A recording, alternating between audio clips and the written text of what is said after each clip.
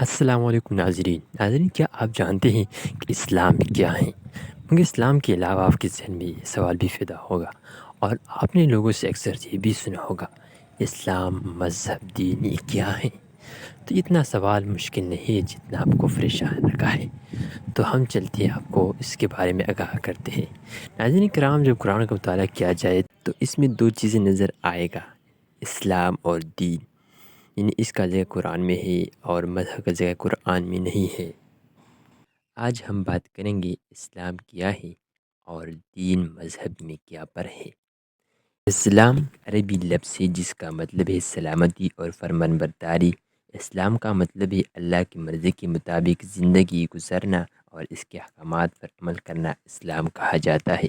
پیارے دوستو، اسلام ہمیں امن، محبت، عدل و انصاف کی تعلیم دیتا ہے۔ قرآن مجید اور سنت نبوی ہمارے رہنما اصول ہے، ان پر عمل کر کے ہم دنیا و آخرت میں کامیابی حاصل کر سکتے ہیں۔ مذہب اور دین دونوں عربی الفاظ ہیں جو عمومی طور پر مذہبی اور روحانی عقائد و اعمال کی طرف اشارہ کرتے ہیں، مگر ان کے معنی میں کچھ فرق بھی پایا جاتا ہے۔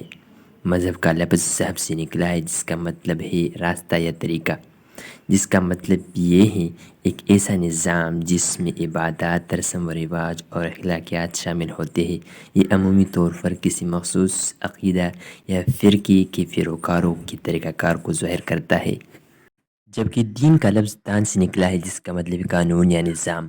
دین ایک جامع نظام ہوتا ہے جو انسان کی زندگی کے تمام پہلو کا احاطہ کرتا ہے، بشمول عبادات، معاشرت، معیشت اور سیاست۔ اسلامی دین مکمل ضابطہ حیات ہے جو اللہ کی طرف سے نازل کیا گیا ہے اور اس میں انسان کی ہر ضرورت کا حل موجود ہے۔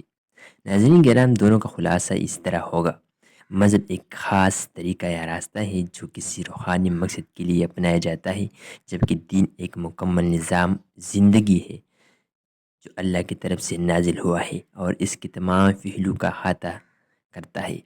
یہ تھا آج کا ویڈیو۔